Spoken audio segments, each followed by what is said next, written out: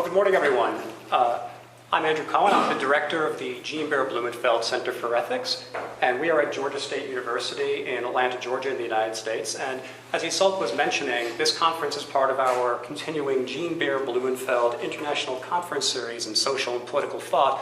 And we've had a bunch of different such conferences in various spots throughout the planet, and we're honored and delighted to be collaborating with Isolde and UCD and the School of Politics and International Relations, and I have the distinct pleasure of introducing our first keynote speaker. Professor Philip Pettit has worn or now wears many distinguished hats. Since 2002, he is the L.S. Rockefeller University Professor of Politics and Human Values at Princeton University. He is also appointed as Distinguished University Professor of Philosophy at the Australian National University, where he spends his northern spring terms. Professor Pettit is also the St. Lee Professorial Fellow at the School of Advanced Study, University of London. He has a long association with Ireland and Northern Ireland, including having been born in the Republic of Ireland and later serving as a lecturer at Queen's University in Northern Ireland and at this university. He has returned here frequently to lecture, to attend workshops, and to foster scholarly conversation. His career includes many other previous appointments, such as those at University of Bradford and Columbia University.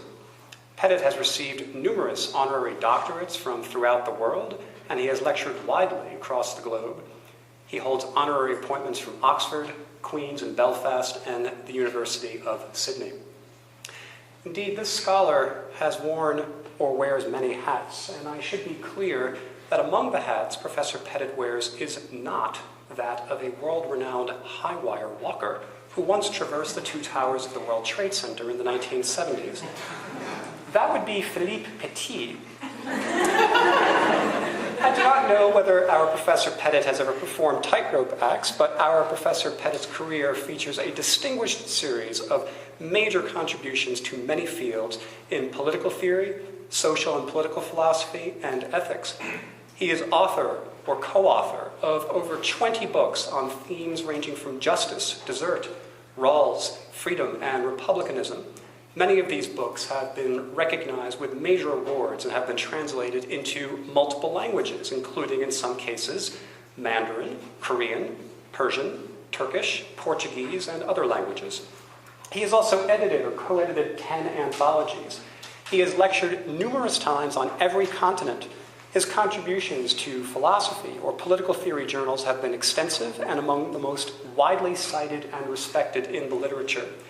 By my count, he is author of well over 300 articles, encyclopedia entries, or chapters. Indeed, we're not even halfway through 2015, and Pettit has published well over a dozen articles or chapters. Pettit is also a noted public intellectual.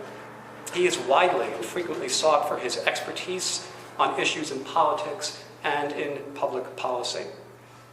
Pettit is known for his work in many fields, such as republicanism, philosophy of mind, and ethical theory, especially regarding discussions of consequentialism, and the history of philosophy, including the significance of Thomas Hobbes's work, and many other topics.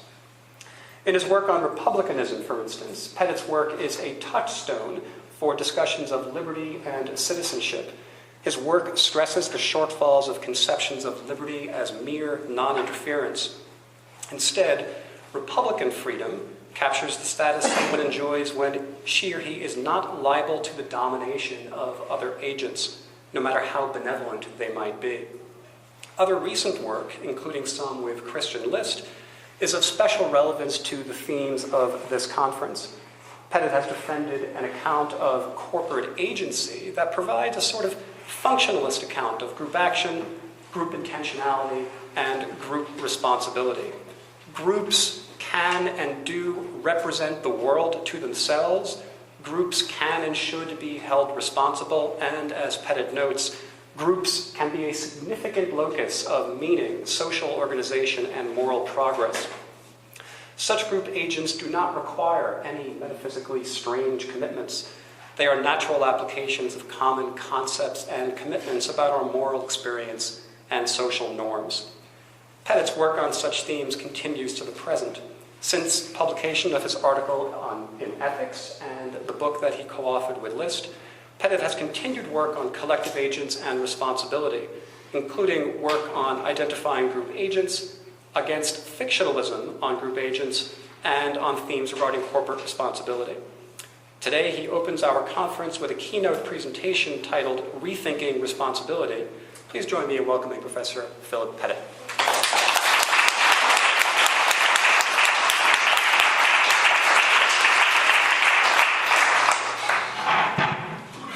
Thank you very much, Andrew, for that wonderful introduction. Let me just say I'm really, really pleased to be here for a number of reasons. Of course, UCD is, I regard really as home. It's where I spent really most of my early years of philosophy with colleagues like John Maguire and with students like Isolde Honahan. Not a bad group, that. And it's just wonderful to be back. I'm very grateful to UCD and to Georgia State University for sponsoring this conference and for inviting me. And I hope that what I have to say will connect. I mean, I must say, when I was asked, I thought that's a challenge, to talk to people like you on this issue of collective responsibility for the future, because what I really focused on is the work that Andrew nicely referred to, which is the book with Christian List, a group agency, which is corporate responsibility, and I've always distinguished corporate from collective responsibility, where corporate responsibility presupposes the organization of a group as a corporate agent. I sort of always had the view, and have the view, I suppose, that really in order to get responsibility working effectively, to mobilize people, to moralize people, and to get action, that you really need the incorporation of collectivities into something like corporate agents. And it was that I had in mind when I nominated as the title for this talk initially, Incorporating for Responsibility. In thinking about this work, and Holly Lawford-Smith was a very useful guide, I must say, to some of the literature. She was visiting the ANU at the time, where I spent the northern spring. I became aware of the issues that many of you have written on and have really contributed to, and I found them really challenging and interesting, and in many cases quite different from my own point of view. So as I was sort of driven back on the back foot, as it were, and thinking about these things, I ended up writing a different paper, really. Forgive me for that, but I also have to say about this paper that, well, I think I believe everything I'm going to say. I didn't believe it, I think, when I began thinking about these topics. So it has really pushed me, but I'm in a precarious position. I mean, this may not be what I believe after hearing you or after 2 days, which I really look forward to these 2 days of discussions. But anyhow, let me give it a go. So it does come back to some more basic issues about responsibility, and perhaps it'll be a useful background to some of our discussions, if only a background that all of you want to reject. Give out the handout. Oh, there's a handout, I'm sorry, yes. So that'll give the structure of what I'm going to say. There are 4 sections to the paper. One is on what I call the capacity that's required for obligation. And we're going to divide, many of us, on this issue, I think, at the beginning.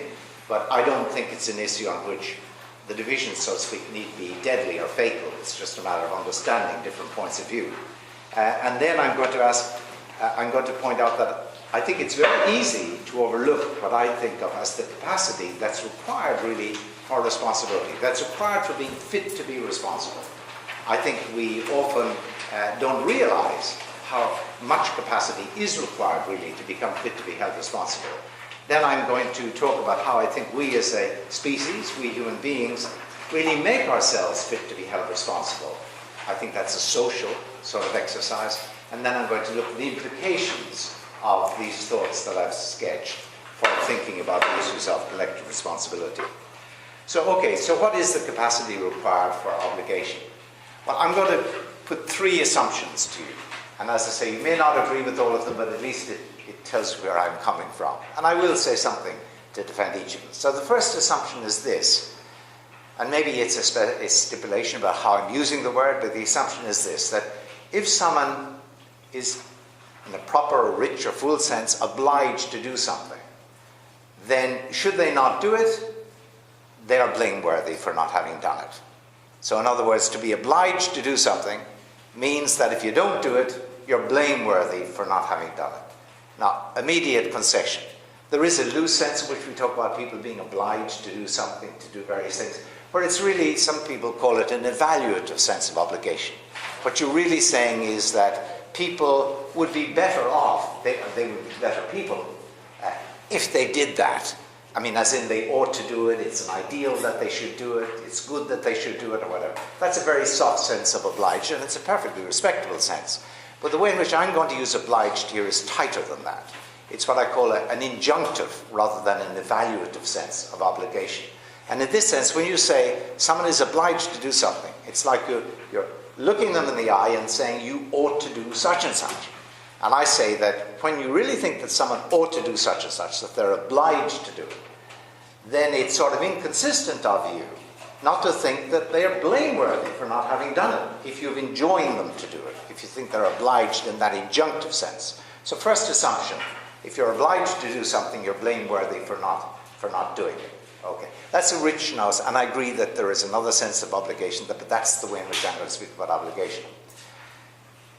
Second assumption is that if someone is blameworthy for not having done something, then there are, actually in my youth in Ireland, and I share this with many people here, we always were taught that there were 3 conditions for being fit to be held responsible. Actually, we called it for committing a mortal sin. Mortal sin is where you're really on the hook, right? So first matter we can put aside is that it's grave matter, right? There's something significant at issue. Let's put that aside. That's presupposition, really. And the 2 conditions in the Catholic catechism, as it were, for being fit to be held responsible are, first of all, that there was full knowledge of the guilt, and there was full consent of the will. Okay, I actually think that was spot on in a certain way. It's framed in a language I don't much like, but I think those 2 conditions are really crucial. The way I phrase those conditions in the language I prefer is to say that if you're blameworthy, really blameworthy for not having done something, then 2 conditions must be fulfilled. First is that there were reasons of which you were aware. I'm sorry, let me just get this right. I better check my notes so I don't say something. Yes, there were reasons for you to do whatever it is you failed to do. If there weren't reasons, of course, for you to do something X, for example, you're hardly blameworthy for not doing X. So there were reasons for doing it. And that's really, okay, well, they map a little bit loosely onto the Catholic conditions. Second condition is that you had a capacity to respond to those reasons. And what I mean by that is that you first of all were able to register those reasons. You weren't subject to what we used to call invincible ignorance, or blameless ignorance about what was what. You really were able to register the reasons that favored you doing X. And secondly, you were able to use the capacity to act on those reasons. Those are now the 2 conditions. First of all, there were reasons for you to do X, if you're blameworthy for not having done X. And secondly, you had the capacity to respond to those reasons. You were in a position to recognize that there were reasons for you to do X, and you were in a position where you could act on those reasons. There was nothing standing in your way, nothing external, nothing internal, like a pathology, whatever, standing in your way. So the second assumption is that to be blameworthy in that sense is to have had that capacity where there are reasons to do what you're blameworthy for not doing, you had the capacity to register the reasons for doing that, and the capacity to act on them. Now that's, I recognize, a different way of construing fitness to be held responsible from that which has become fashionable in the work of, say, people like Tim Scanlon, where I think, to blame someone, to hold them responsible, is a comment on the person rather than on the act. It's sort of condemning the sinner, not the sin. I can't really talk about the argument for my way of thinking, except to say it's the more traditional, it seems to me, way of thinking, than the very soft sort of Scanlon line, but it's been defended by a variety of people, where in order for someone to be blamed, all that has to be the case is that their actions spoke to their not being really a very nice sort of character, so you're commenting on them as an agent. That seems to me a real downgrading of what we mean when we, in ordinary parlance, talk about someone really being fit to be blamed. You know, you're not just talking about them as a personality, you're not unfriending them, which is in a way what Tim suggests something blaming is. That's, you know, as in Facebook language, unfriending them, you know, stepping back, don't like you anymore. No, you're saying, you should have done that, there were reasons for doing it, you were in a position to see those reasons, and you were able to act on them, and you didn't, right? That's what it is to be blamed. And of course you can blame an act in that sense without condemning the sinner, without blaming the person, without condemning them. I mean, it may have been just a one-off failure after all. Okay, so the third assumption is the one where I suspect there'll be most divergence, which is the assumption about what it is to have the capacity to respond to reasons. What does that mean when you say that someone had the capacity to register and act on the reasons, in that single phrase, to respond to the reasons? Well, one traditional line on that used to be, I mean, of course, let me say, well, you could be a libertarian, and not in the political sense, but in the moral sense or the metaphysical sense. You could think there's something called free will, you know, that is there, that is not determined by how our neural machinery is working, that is not subject to the laws of nature, that can just kick in, you know, like a Cartesian volonté, you know, rupture as it were, the laws of the natural world and produce an action at will.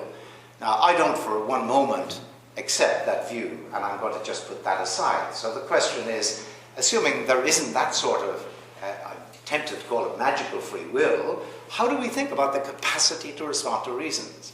Well, now, one traditional line, compatibilist line, meaning non-libertarian line, was to say that, look, what it means is this, that if you had tried or if you had wanted to, you could have acted on them.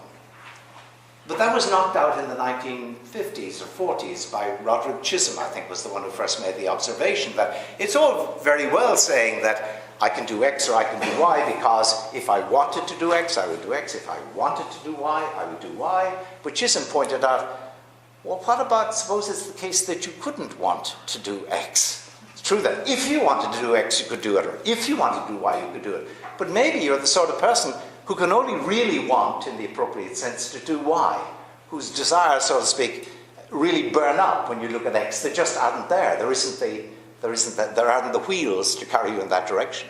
How could you say that I still can do X, because if I wanted to? That's all very well, but maybe you couldn't have wanted to. Now, because of that criticism, there's been a lot of work on exactly how to construe the capacity to respond to reasons, which you ascribe to someone, even when they don't respond to reasons, as when they're blameworthy. Well, the best sense I think we can make of that is the following. What you mean by saying that the capacity to respond to reasons when they actually failed is the following. And you mean, by the way, when you say they're blameworthy, you assume there are no excuses present. Of course, that would mean that there wasn't actually capacity to register or to act on. There was an obstacle blocking the action. There was some obstacle blocking the perception. So we're assuming there are no excuses present.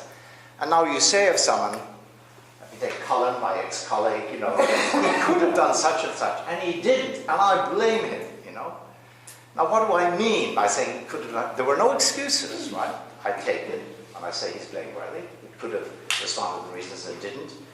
Well, the best sense that I can make of it, and that many people, and this is a very standard view now in the naturalistic literature on free will, is to say the following, that, look, here's the thing, he had the capacity to respond, but in the presence of that capacity, he just failed to.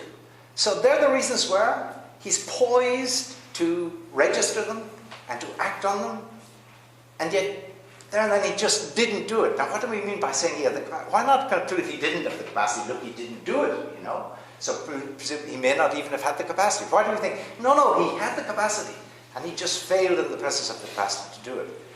Well, one natural, it seems to be, gloss is to say the following. Look, if you imagine the actual situation where he, forgive me referring by first name to the Dean of the College of Arts, of Social Sciences and Law, as it's about to become. But when I say that, what I mean is this. In the actual situation, he didn't respond to them. He failed to act. But look, he had the capacity in the following sense. Imagine variations on that situation, just tiny variations, possible scenarios, where there are still reasons to do it, and there were no excuses that got in the way or anything. And to say he had the capacity, surely to say that at least in most of those variant scenarios, in most of those possible scenarios, other than the actual one, he really would have responded to the reasons. That's what it means to say he had the capacity. Let me give you an analogy. You say of a racehorse, I think I remember enough about Irish racing to get this right, but you say of a racehorse, the racehorse has the capacity to run a mile in a minute and a half. I think that's pretty good. Champion sort of pace. And so we take the racehorse out. The owner tells you this, and conditions are perfect, so there are no excuses present. And the racehorse just takes a minute and 40 seconds rather than a minute and 30 to run the mile. And I say, I don't think he has the capacity. And the owner says, no, he has the capacity. So now what would bear out that claim? What would give substance to that claim? Well, presumably that this was a sort of fluke, you know? This was bad luck. It just didn't work out that way. But in all sorts of variations on that situation where the conditions were still okay, he would, she would, the horse would have run the mile in a minute and a half. So notice there, you describe the capacity to run a mile in a minute and a half on the basis of the fact that, in this case, the horse, even though it actually failed, would have across a range of counterfactual variations, right? Would have actually done it. That's why you ascribe the capacity. Or you say of a wire, an electric wire, that has a capacity to bear 1,000 volts, right? Well, you know, sometimes it just might burn up, you know, it doesn't do it. But you say, no, this wire that you've manufactured or whatever, it has the capacity to bear 1,000 volts. Presumably, what that means is that while it actually failed, that was a fluke. In most variations on that scenario that weren't special, it would actually have carried 1,000 volts. So I say, the best sense to saying that he had the capacity to respond to the reasons, though he actually didn't, is that in variant situations where the reasons remain in place and there were no excuses present, he would have. This was sort of untypical. This was a bit of a fluke. Okay, so now I said this, to be obliged is to be fit to be blamed if you don't do it. To be fit to be blamed if you don't do something is to, there must have been reasons for actually doing it, and you must have had the capacity to respond to those reasons, to register and act on them.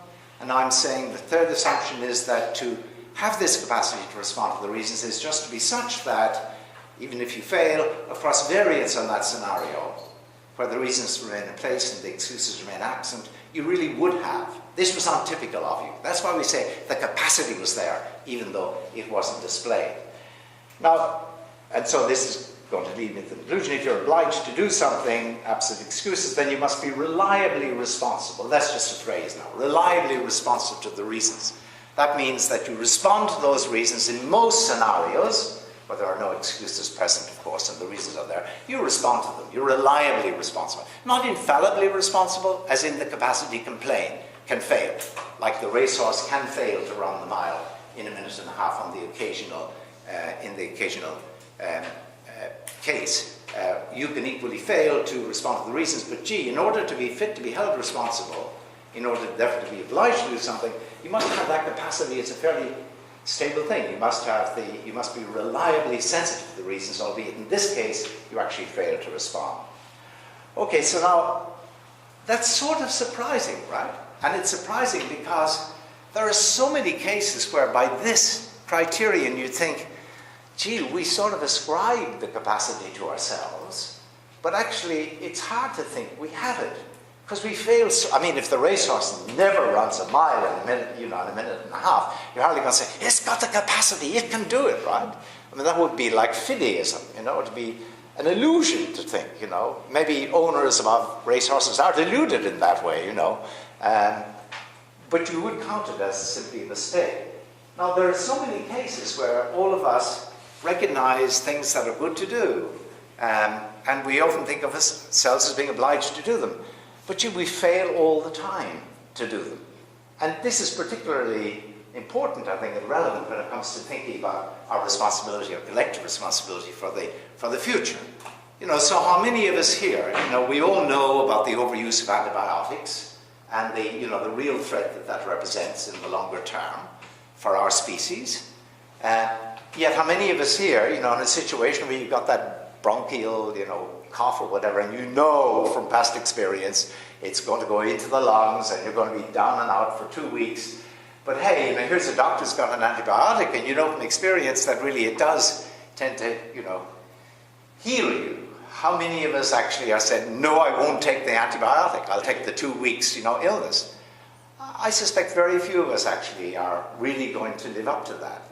Most of us sort of cave. And similarly, I think with, the odd occasion when you can, do something that, look how much we travel, all of us travel. Yet we know the danger of traveling for the environment. Geez, I can't speak. Being based part in Australia, part in America, and speaking to you in Ireland, and yet we fail to do that. Or, we fail to, what I've given some examples here, we for example, drink bottled water, think about the waste of resources. We've all read about Peter Singer and people like that, colleagues of mine, have talked a lot about the waste involved in that, yet, there you are in the restaurant, you can get the jug of water or the nice bottle of sparkling water, Perrier, whatever from France. How many of us are going to start saying, oh, well, Now, so, are we obliged to do these things? Well, certainly it would be good if we did them. Absolutely not denying that. But are we blameworthy if we don't do them? Well, we sort of think, yes, surely we are. But now by this analysis, do we really have the capacity to respond to reasons? Well, why would you ascribe that given we failed so dramatically? It sounds like a sort of a delusion, like the delusion of the racehorse's owner, that we keep ascribing this capacity to ourselves. I know this sounds terrible. I hope I don't sound like, a missionary from hell or something to introduce demonic messages. That's not at all the bottom line, as I hope you'll see eventually. But I do think that we delude ourselves about these capacities. And actually, I think there are two reasons we delude ourselves about our capacities, and therefore about our individual blameworthiness, for example. And the two reasons are this. One is that when I say to you, there are reasons for you to do that. I say you ought to do this. I say you can do this, right? Ascribing a capacity to someone, you can act on the reasons, right? Brace up, Colin, I say. You can respond to these reasons. You've got it in you. Actually, most of the time, we're not just describing when we do that. We're not ascribing a capacity like, I've just noticed, like you might have the racehorse, oh, wow, it can run a mile in a minute and a half. It's done it 9 times out of 10, right? It's not that I noticed that Colin had the capacity, that I say, you can do it. I'm exhorting him, aren't I, to do it. Now, what does that mean? I'm ascribing the capacity, but the very act of ascribing it, as in, you can do it, you can do it, you can do it, is that it's not a performative. You remember, performative is like, I resign, which is an utterance that makes true the very state of affairs it reports. As in, I say, I resign, and by uttering it, it is true. I make it true in an appropriate context that I resign. It's not like that when I say to Colin or someone, you can do it. But it's a bit like, it's not a descriptive one either, as in, I think on the evidence, probably you can do it, you mostly would do it over variance of the scenario and so on. It's not that either. It's sort of in between. I say you can do it where the utterance I make has a descriptive content, be it this counterfactual one, that he has the capacity, but it's an utterance that I make in the expectation that making it will help bring about the very state of affairs that it records, right? That it'll help bring about the very capacity. It'll capacitate the very person that we ascribe the capacity to. Now, I think a lot of the time, the language of ascribing capacity or telling people the reasons to do it, which presupposes capacity, or telling them they ought to do it, we use it in an exhortatory way. And of course, that means that we're ready to stand over the ascription of capacity, as in, you can do it, we can do it, in cases where actually it may not be true. Because it's a defeasible assumption that my utterance will get you to do it, will actually induce the very capacity or increase the capacity I'm ascribing and thereby put you in a position to do it. That's actually defeasible. I may be wrong in that. But I think because we're in the habit of using you can do it or you ought to do it in an exhortatory way, we assume that there's the capacity that is presupposed, but actually, given it's an exhortatory usage, it quite makes sense why we should stick to that usage, why we should stick to ascribing capacity, even when actually it may happen that it's not there, even where actually the person may not be blameworthy for failing to act, as you were telling them they have reasons to act, ought to act, and can act. Okay, the other reason I think that we may delude ourselves about our capacities has to do with our own deliberation rather than exhorting other people to do things. So if I say, okay, can I do X and can I do Y? Let me think of an example from Sartre, on whom I was weaned really into philosophy. It's what got me into philosophy. It was reading Sartre in my second year at university and getting so excited by this stuff. But in Sartre, for example, there are a lot of cases in the novels and so on, particularly in the novels, where it's usually Marcel, is leaning over the bridge, and Marcel realizes he can plunge himself into the water, or he can go on living, right? Now, it sounds like he's got a deliberation going on. I can drown myself, or I can continue to live. And in these novels, Marcel, or the Marcel figure, always decides to live.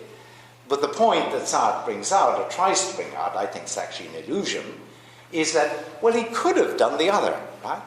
Because when you deliberate, you look at the reasons for X and for Y, and you simply assume that wherever the reasons stack up, wherever your decision leads, you'll be able to do it. But actually that, of course, like the exhortatory assumption, the assumption you can do it, exhorting you to do it, that's also defeasible. So I think there's a sort of Sartrean fallacy. When Sartre tells us about Marcel, that at this moment Marcel realizes he has this dreadful, terrible freedom, that he could just commit suicide, and that it's wholly a free decision on his part that he's not going to commit suicide. And he induces in us this sense that freedom is total and absolute, and we've got the freedom of a God, as he puts it, to, for example, end our lives or not, and that you've got to live your life in the awareness that you're totally free to do all these dreadful things, for example, like committing suicide or whatever, and that it's just sheer brute will that is keeping you. I think that's sort of, and I'm not sure that, Marcel and these things really could have committed suicide. Maybe as he opts for it, he's just told visceral, reaction is going to pull him back from the precipice. For all we know, that can be, there are people can commit suicide, obviously, but in these cases, for all Marcel knows, he really might not have been able to commit suicide. Maybe just an illusion of deliberating, where you assume the capacity that's central to deliberating, and that assumption could just be false. Or there's another version of it where I call that the Sartrean fallacy, where there's a hard option and a soft option. You take the soft option, but you persuade yourself you could have taken the hard one had you wished. It's just the reason banked up, or whatever you value, banked up in favor of the soft one. The Pelagian fallacy, after those of you who share with me a sort of quasi-theological background will remember Pelagius was the one who said you didn't need grace. It was just an act of will, that would get you to do good or to act well in life. The Pelagian fallacy is where soft option, hard option, you realize, the reasons all stack up in favor of the hard option. Maybe the hard option is, giving 90% of your money to the third world or something like that. And you don't do it. But the Pelagian fallacy is to think that, well, that was just weakness of will. I was acratic. Of course, when you ascribe acrasia to yourself, what you're saying is, I really had kratos. I really do have the power to do it, but I just failed to exercise it, But that can be a fallacy, too, in thinking that you could have done it. So I think we're very soft on ourselves. We're very lax about ascribing capacity to ourselves, both because of the exhortatory and the deliberative aspects of things. So now the question is, what I've said is really a bit dispiriting so far. So the first argument was that really we're only fit to be held responsible, blameworthy, and therefore obliged in cases where we really can, in this rich sense, respond to reasons. Second point, well, actually we don't often seem to have this capacity. Look at the failure of performance. How would you go on describing capacity in light of such failure? And I said, well, there's maybe an explanation why we are deluded, which is that it's very easy because of the exhortatory and deliberative considerations to ascribe capacity, where really it isn't there. Okay, so now the third section in this set of reflections are, how do we enable ourselves to satisfy the requirement? Because, of course, there are many cases where we do think we are obliged, and where we think we're obliged in the sense that we blame ourselves or one another for not acting as we take ourselves to be obliged to act. And, for example, three salient sorts of cases, to categorize them. One is where it amounts to the harm that we can do other people. Like we can assault them, we can tell lies, we can deceive them in various ways, we can manipulate them, we can coerce them. And we don't do much of that. In general, we really are fit to be held responsible to those standards, meaning we do indeed blame one another and think we're blameworthy ourselves if we fail in those respects. We really do seem to have a capacity because in general we do not actually fail in those ways. We may have the capacity and yet fail to be tempted into telling that lie, whatever it might be. But in general, we really act reliably enough to ascribe to ourselves the capacity. Or a second sort of case is where there's really some salient good you can do, like rescue a child from the pool where it's drowning, as in the Singer type example. And I think most of us would feel we're wholly blameworthy if we don't act in a case like that. We blame ourselves, and we think we are obliged to. And we really do appear to have that capacity, as in, maybe there's some empirical literature actually that casts some doubt on this, but I think in general people do have, and we have, that capacity to live up to that. Or a third case, apart from avoiding harming someone or doing something good to someone, is a case where it's a sort of team effort. There are things that are how you behave around here. Maybe it's going to vote, although maybe that's not the best example. But doing your part in a general sort of joint exercise. I think in cases like that, we do blame one another when we fail to play our part, let others down. For example, don't put our shoulder to the wheel, whatever the case might be. We do blame one another for that sort of failure. And in general, we don't commit that sort of failure. We are reliable enough in our responsiveness to the reasons against such failure. So in those cases, I think we're perfectly happy. I'm perfectly happy to say we're obliged to do those things. We're blameworthy for not doing them. We have the capacity to respond to the reasons, even if occasionally we don't act on those reasons or respond to or register them. And indeed, this is, in general, we do actually respond to the reasons bearing up the ascription of capacity. So what is it about these cases where there's no problem about our capacity and about our responsibility and about our obligation? And I said, well, one thing worth noticing about them is that in these cases, there are very firm, first of all, standards of how to behave, which are very firmly entrenched as a matter of common awareness in our ordinary ways of thinking. Like someone who would tell a lie to a friend, in a case like this, not just a white lie, someone who would, betray a friend in various ways, someone who would be unjust in various ways, someone who would fail to help out, in a rescue type scenario, someone who would not do their bit in some sort of established communal effort. In all of these cases, I think we really do think that well, first of all, we do hold ourselves responsible, but in all of these cases, there are very firm expectations established in the community about how you should behave there, so that it's shameful not to behave in those ways. I mean, not to tell a lie, not to tell the truth, to etc. Manipulate, not to be transparent and overt in your dealings with others. And furthermore, not only is there a sort of salience to the standards and the expectations, there's also mutual scrutability. The chances of, so to speak, being recognized as doing these shameful things it's always there. It may be quite low, but it's almost always there. So I say that's a very sort of salient fact about these situations where we do have obligation, responsibility, blameworthiness. That suggests to me that perhaps we depend on one another and one another's expectations of us individually, and one another's responses to failures on our part individually, to actually have the capacity to live up to the standards in question. That our capacity is, a word I like is ecological. It depends on not just the wherewithal within us, but it depends on the social context where we operate. I'm drawing now on some ideas in this that I've developed elsewhere with Victoria McGeer. I'll just mention that for the record. So, what is reason responsiveness? Is just a disposition to register and to act on various reasons. We all learned in first year philosophy that dispositions are not bare. If John has a disposition and Mary doesn't, there must be some difference between John and Mary other than the difference in the disposition. There must be something about them that means one has the disposition, whatever the disposition is, and the other doesn't. So we all think dispositions are grounded, right? But the very firm tradition suggests that any disposition to respond to reasons, any capacity in that sense, is grounded just within us, within the skin. It's individualistically grounded.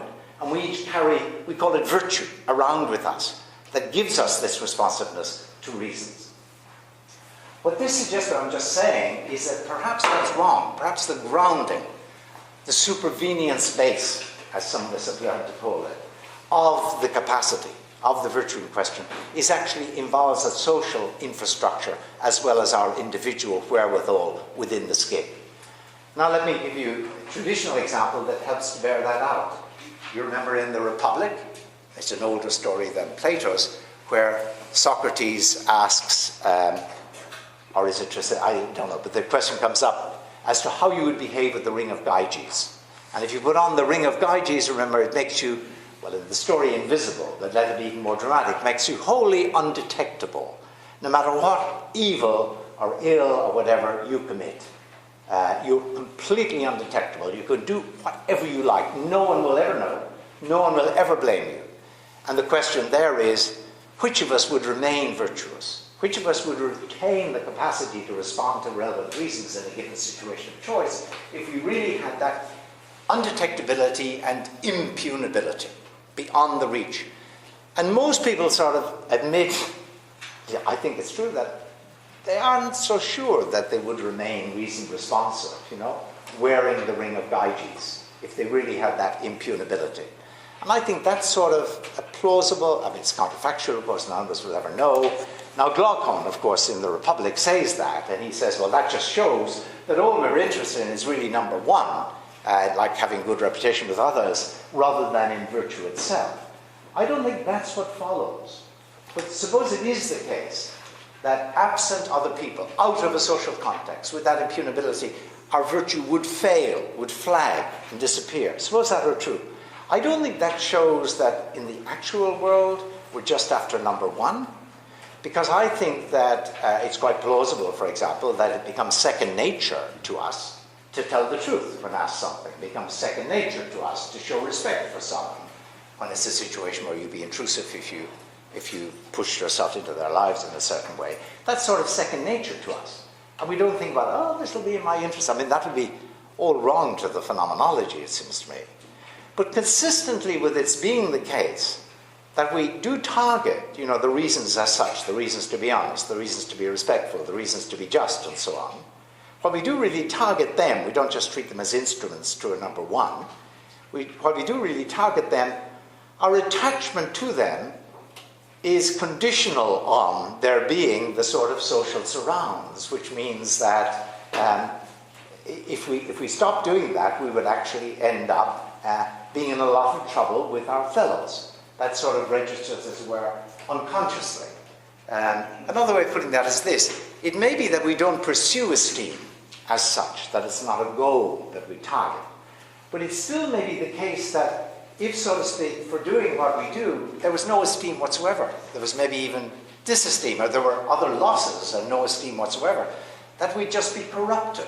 I think what the Ring of Gyges shows is not that we're already corrupt, seeking number one, but that all of us are corruptible, where corruption sets in as a result of the Ring of Gyges.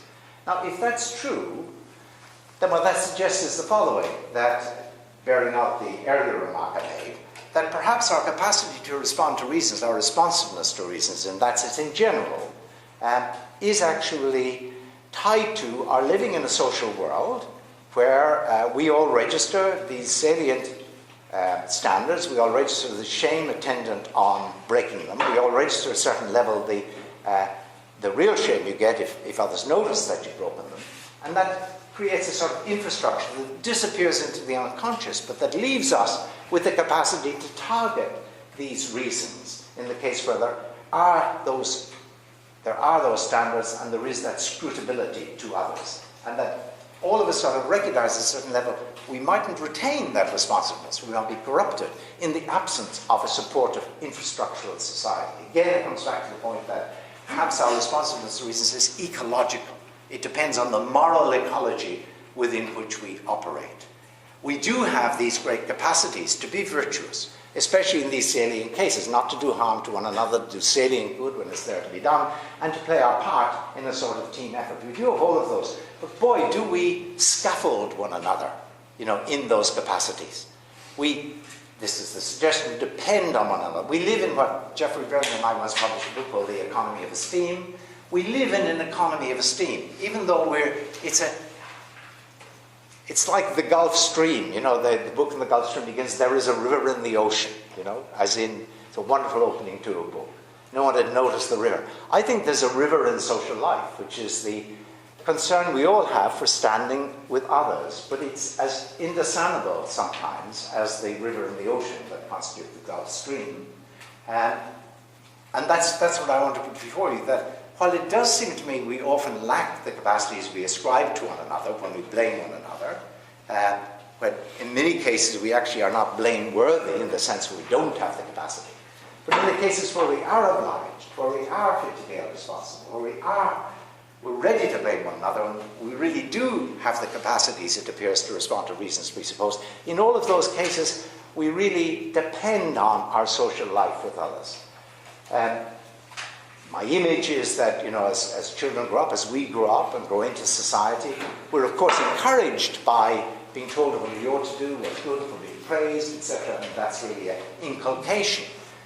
At various points, maybe we no longer depend on that esteem or active sort of praise or blame on the other side for retaining the capacity. We do have the capacity in ourselves. We become like Aristotelian virtuous agents, perhaps. We just become honest people. We become just, we become respectful, second nature. We don't really depend on being encouraged by others to do it. But even at that moment, we do depend, but silently, and without recognizing it, on the ecology in which we live, on there being other people ready, so to speak, to sanction us should we fail in that way. And that's what the Ring of Deities brings out. Okay, I'll perhaps leave it at that. So now the question is, if this is right, if this line of thinking is right, and I have no idea whether I persuaded any of you or whether you find this utterly banal and common sense. I really don't know how you all respond, and I'm really interested in discussions. And I've sort of been brought kicking and screaming to this conclusion in a way, because we rear back from this idea that actually we don't have these capacities we so readily ascribe to ourselves, and we therefore are not as blameworthy individually as we often think we are.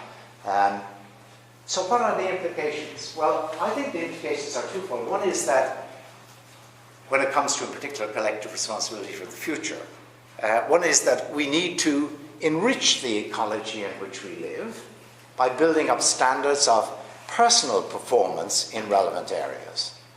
Okay, and I think that's, for example, I don't think that's a hopeless task by any means, but I think that's a very difficult one.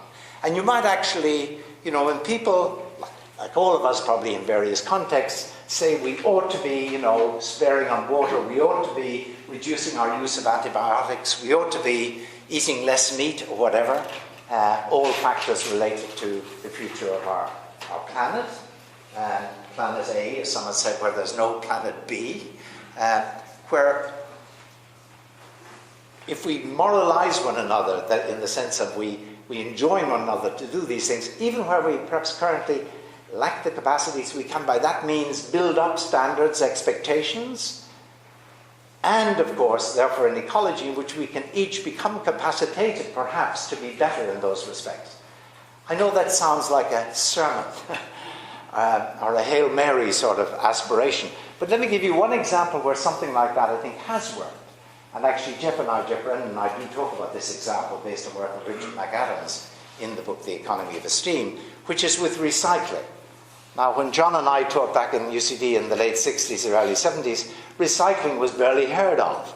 I mean, I guess it came into vogue really in the 70s. And initially, people seem to, those who recycled, were very, very good, but sort of heroic, But they got a lot, the rest of us thought, that's really good. You go to all that trouble to separate out your compost and your recyclable stuff and, your rubbish stuff. That's really good. And you often had to drive 2 or 3 miles to drop it off, you remember, at various places. But, many of us thought, and maybe we were encouraged by the positive esteem we were getting for doing it, but whatever it was, we sort of started doing it.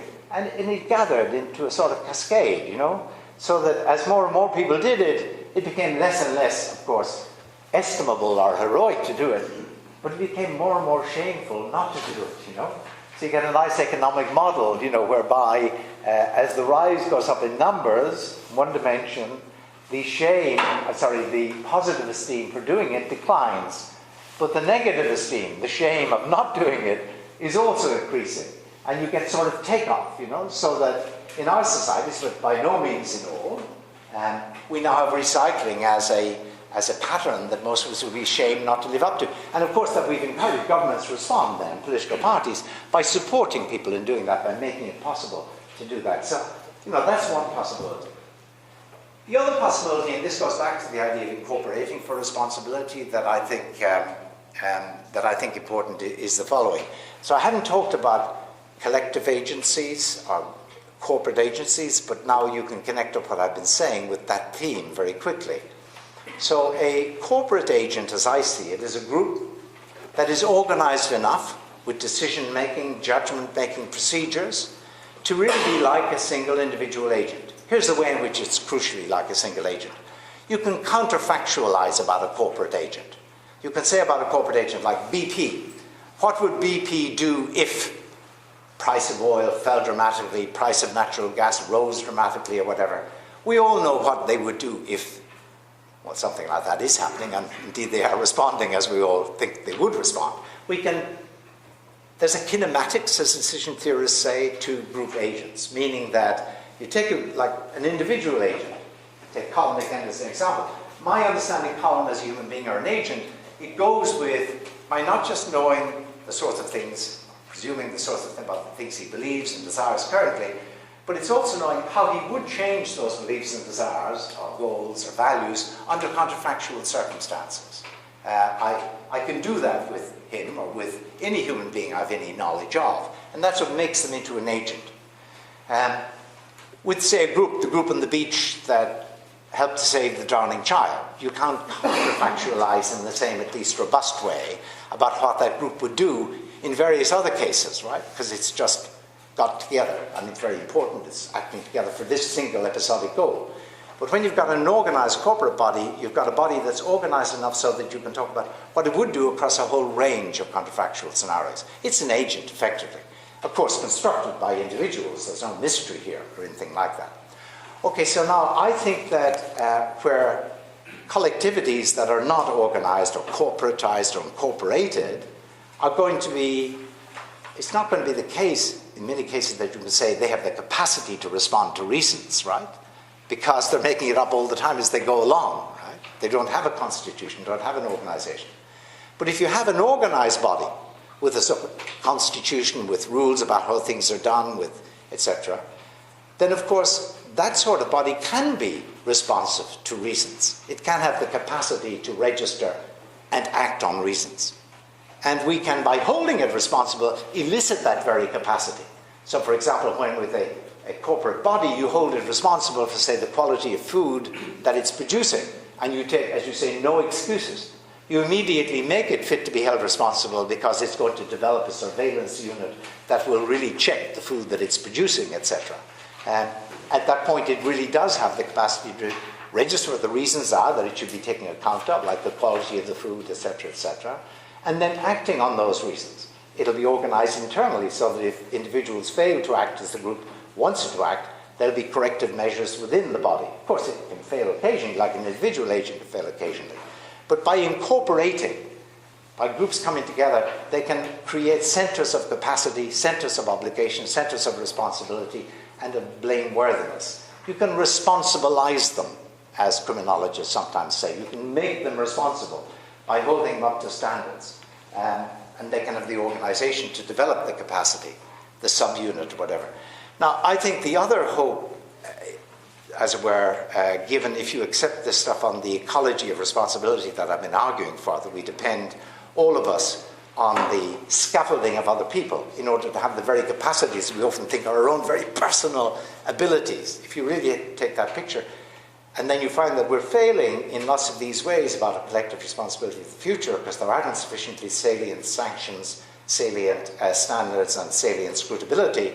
Not only can you go the way of trying to build up that individual ecology, but you can also go for incorporating, meaning forming bodies where individuals will sign up to playing their part in that body, whatever that part may be.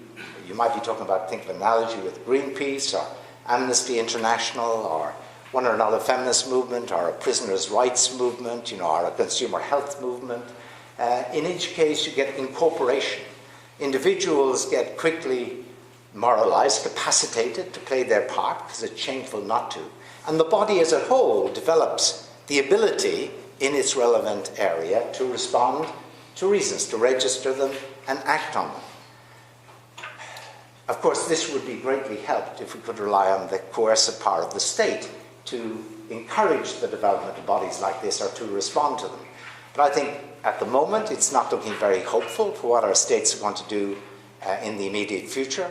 So I think maybe our best hope is to look for incorporated bodies, for example, that will, I sketch here as just a sort of top of the head idea, a body, for example, that would promote offset fees in travel. So if you join up, it's just a matter of automatic, from your point of view, obligation that you will indeed pay the offset fee if you're, the carbon offset fee if you're traveling. This body could also promote, obviously, reliance on solar power, local food production, reduced consumption of meat, reduced use of antibiotics. A body like this that really formed, that we all joined. So, as we used to be proud to be members of Amnesty, and we each wrote those letters and so on, so often every month, whatever it was, we would each be part of this group. People would gain positive esteem for being members, and you might hope to get the sort of cascade whereby more and more people join. If a group like that really developed, then of course it would equally be a very powerful political presence. Parties will respond to it as they responded to the recycling mode. I sort of see that as really the best hope of looking after our, fragile future, given the sort of frail species that we are. I just don't think we have the moral capacities we think we have. I think we depend on social organization to get them. I think that we individually have them, that the conditions I described very often, but that it's very hard to get them when it's a matter of free-riding sort of issues, as there are in the, the global action, climate change sort of scenario. Maybe the best hope there is to go for these incorporated bodies that will themselves be powerful, themselves be held responsible, and ultimately be politically effective. But I better stop at that point. Thank you very much.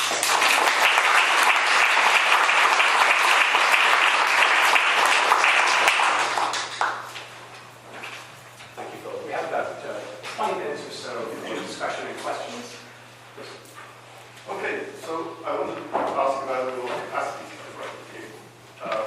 Because it seems to me that there are two models you might have of capacity. Yeah. One is, if you put it in the right, reliability. Yeah.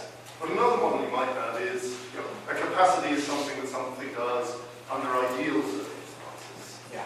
And it seems to me that, if you take an acorn, you might say this has the capacity to grow into a 100-foot tree. All right. But it might be that 90% of them get eaten. I think that when I tell my students, they have the capacity to get it. Yeah. I mean, something like that. And it's obviously got something exploitative about it, because they have the ability to see whether the circumstance will be ideal. But something that worries me about both of these models is this. If something fails to do something that has the capacity to do, it's an external experience, an external impediment. But if it's an external impediment, why do I get held? Right? Okay. Why do I get held? So, if we say, I've got the capacity to do this, and therefore I'm to blame if I don't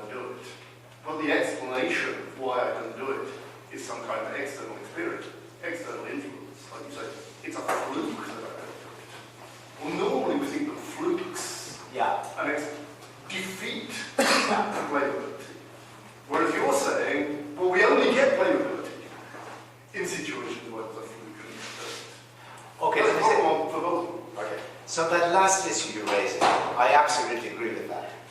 And Tori McGeer and I have a paper coming out on that. It's literally out this month. It's called The Hard Problem of Responsibility, and it's trying to show how you can square a recent responsiveness story with that blameworthiness. Can I just put that aside? That's a very tricky issue. I do have a line on that. We'll talk about it afterwards. But go back to your earlier point. I think there are, there used to be the old joke, the person was asked, can you play the piano? To which he responds, I don't know, I've never tried. We all recognize that as a joke, and it distinguishes in medieval philosophy, which I was initially raised, between remote potentiality and proximate potentiality. There's a sense of capacity that's remote, as in you've got the capacity to develop the capacity in the more proximate sense. Actually, what criminologists talk about as responsibilizability is like remote capacity. You're the sort of person, as say a teenager might be, or a child might be, such that you can be made fit to be held responsible, have this capacity to respond to reasons induced from you, by being actually held responsible. That's the best way of inducing it. So to be responsibilizable, like the example I like to use, the 14-year-old says he or she wants to go to a party across town, and you say, okay, but do not ring me at 2 o'clock saying you want to be picked up. You've got to get the last bus, where you may know that almost certainly fail to get the last bus in the excitement of the party and so on. But you also know that by holding them responsible for that, even when you know they're not fit to be held responsible, that will help develop in them, the ability to watch the time, etc. So they're responsibilizable, but not fully. So that would be remote capacity. Now, what I'm talking about, the capacity here to respond to reasons, is full responsibility. You've got the proximate capacity. But I quite agree with you when I talk about the role of exhortation, in ascribing capacity, that you ascribe the proximate capacity where it may not actually be present, but you are very ascribing of it in an exhortatory mode, may actually help induce it. And all of us have I agree with you, the sort of remote potential, the remote capacity. But the question is how to develop that proximate capacity, which I think we have only in some cases, and usually only where there are salient social standards and there's a salient degree of scrutability. Of course, there are many saints among us. There are many Aristotelian heroes, maybe, people who would not, for example, flag in the presence of the ring of Gyges, but I think most of us are not like that. Okay, thank you. So sometimes, and this is a question also has to do with the capacity of the capacity. So sometimes doing the right thing is hard, and to say that it's hard is just to say that we don't do it reliably in a broad range of cases. I think that's one analysis of what you say that something is hard. And if you define capacity in the way that you do, it seems to preclude the possibility that sometimes doing the right thing is hard. It seems that if we're just sufficiently lustful or lazy or covetous, then I lack the capacity to do the right thing, which means that I'm not reasons responsive, which means that I'm off the hook. But that can't be right. But no, but except when we manage to do things that we find hard, right? They're usually things where we've got to put in extra plots for ourselves. So an example, a friend of mine once, which I think is very good, someone is running down a friend in your company, right? Or you realize that this may move into that territory.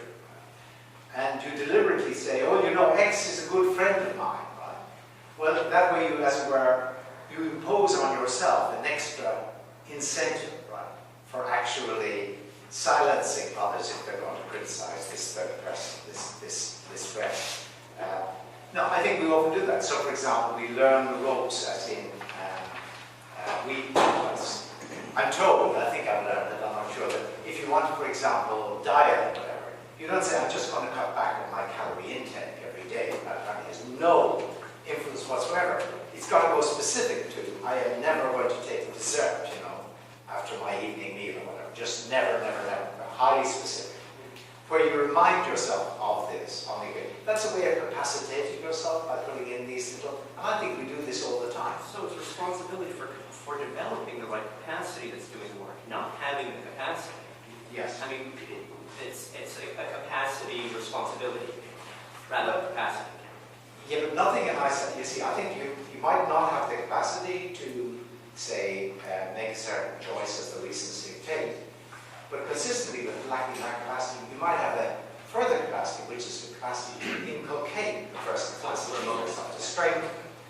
example, by resorting to these things, or by, asking a third party, or by telling people about what you're committed to doing so that you're sort of ashamed before them if you don't do it. By the way, there's a lot of psychological literature. I have put down a reference to it. It's a New York Times editorial, but it's by very, very distinguished psychologists, which really suggests that when we get to be good at doing the things we think we ought to do, it's almost always by virtue in various ways of mobilizing other people, recruiting other people, as we silently recruit another, I think, to capacitating ourselves. So it's again the ecological nature of moral capacity. Next up, in the front on the right. Oh, me? Okay. I have just a question. So whenever I teach, I go back to grad school and undergraduate as well, and I teach compatibilism. The metaphor that I use is one in which you're a weather vane, right? So you explain reasons, responsiveness, and virtue of the weather vane, and when you point in the direction of the wind because of the wind, and had the wind blown in some other direction, then the weather vane would point in another direction. And so you just think of agents as weather vanes. But now you just imagine, right? So now you just imagine, so you can ask these counterfactual questions, even if the weather vane's always pointing in one particular direction. So I guess what I wondered was, why do you think that we often lack this capacity when, for all we know, we're just weather vanes, in a certain sense, where the wind's blowing in a particular direction? I like the weather vane image. So the idea is that think of the wind as where the reasons are pushing. Mm-hmm. Yeah. And if the wind is blowing from the east, you'll point to the west. If the wind is blowing from the north, you'll point to the south, and so on. I take it that lack of capacity now in this metaphor would consist in the weather vane being a bit rusty. Correct. Or stuck, Yes, so yes, that it never responds to wind from the north, it Right. only responds to wind from the west. It will be responsive to some reasons, but not to other reasons, Yeah. okay? Yeah. But now, I So the question- bring it up in virtue of like using the wrong case, like the horse case Yes. as a capacity, because the person we're really criticizing. Why the heck does the owner of the horse think that the horse has the capacity All right. in virtue of the fact Yeah. that the horse never runs 130? yeah. So that's one bit, and then I have a separate question. But that Well, it was just, wondered if that was. I think the best test of whether we have the capacity to respond to reasons in a certain domain is how often we do actually prove responsive. I see. And if we're just simply not proving responsive, we actually almost certainly lack the capacity, or don't have it in appropriate measure, because it does come in degrees, of course. Yeah. Now, in such a case, we can do various things about giving ourselves the capacity, and that's what we ought to be doing. What I'm suggesting really is that the best way of giving ourselves the capacity is often by society, by sort of social action, in which we build up these standards, like the recycling case at the individual level.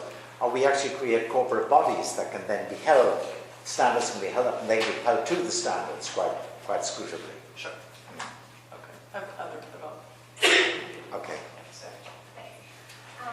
Okay, so this is all helpful and is relevant to what we're on about. So, on your view, I don't have the proximate capacity to resist meat or flying or these things. I do have the proximate capacity to challenge the ecological stuff that precisely makes me not have the proximate capacity to do those things.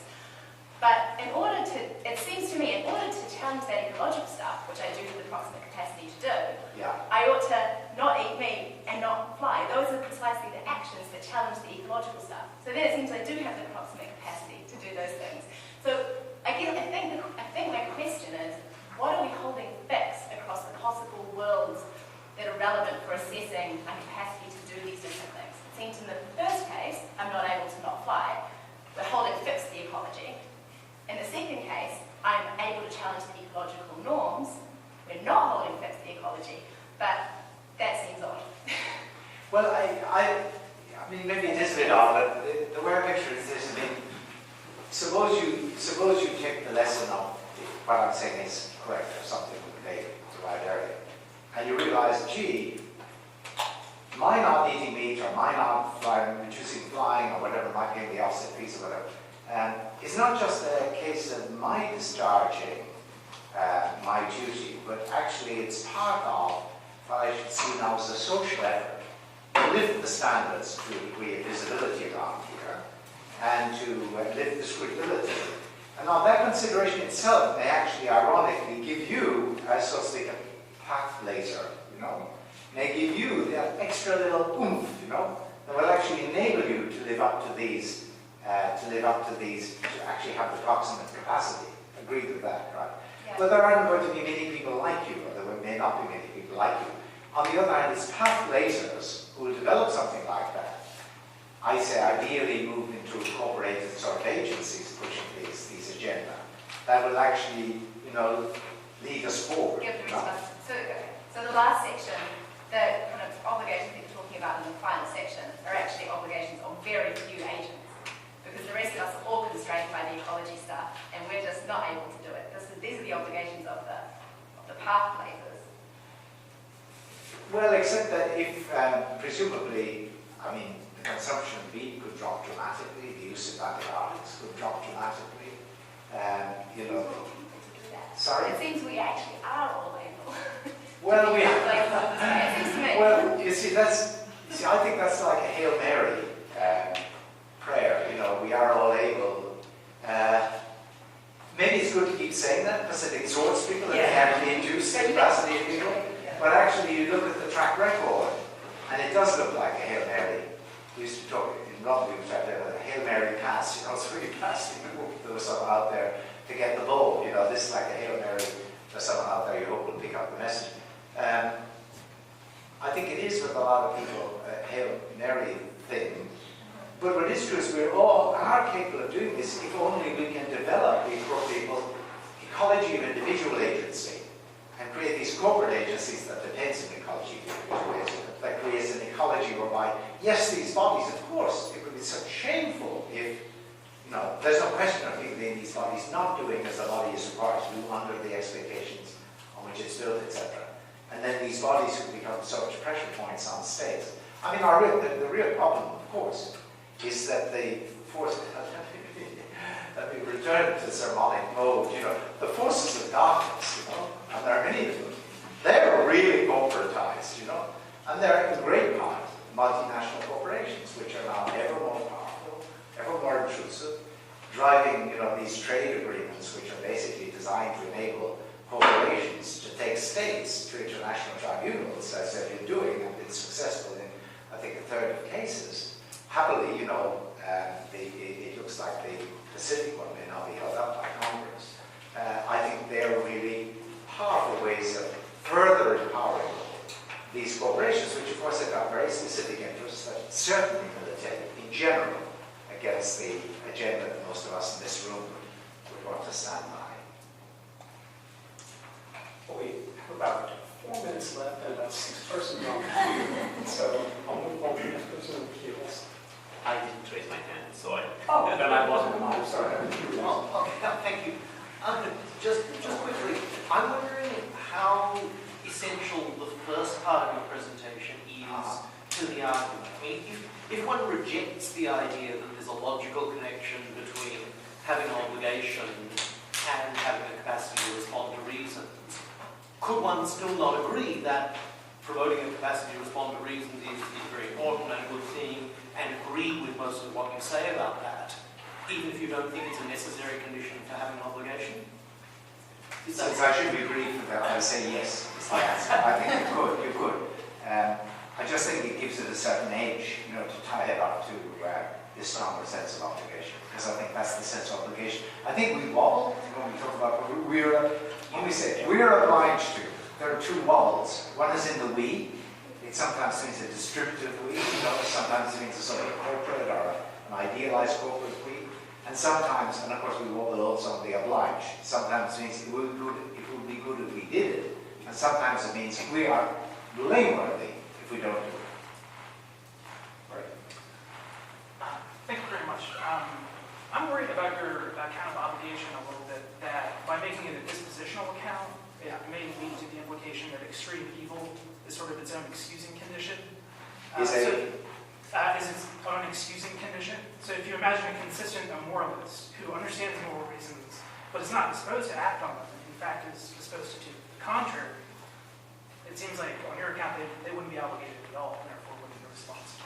That's terrific. When I said I was sort of unhappy about where these thoughts were leading me, that's exactly the sort of issue that I worry about.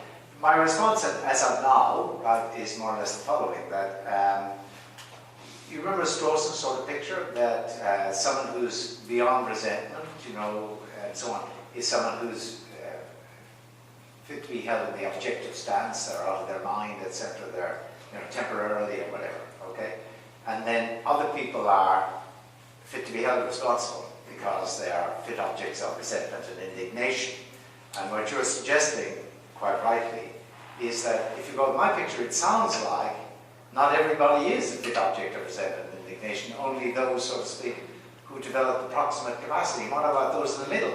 They aren't yet, so to speak, in the mindless group of those discerning objective stance. They seem to be worthy of the participant stance, but they're not still fit to be held responsible in the strong sense of it's being blameworthy for their not doing otherwise. So I think, I mean, the truth is, I mean, I need to think about this more. I am aware that this is where I need to think more. The way I think at the moment is this, that often when we adopt the participant stance, it really is like the exhortatory stance. We think this is someone who's got the remote potential, you know? And so we're in the business of capacitating one another by saying, you ought to do this, right? Of course, often they really sort of fail, you know, they don't have that capacity. But you're still going to go on saying you ought to do it. You're still going to go on exhorting them. And when they don't do it, you're still going to say, you could have done otherwise, right? But that is just simply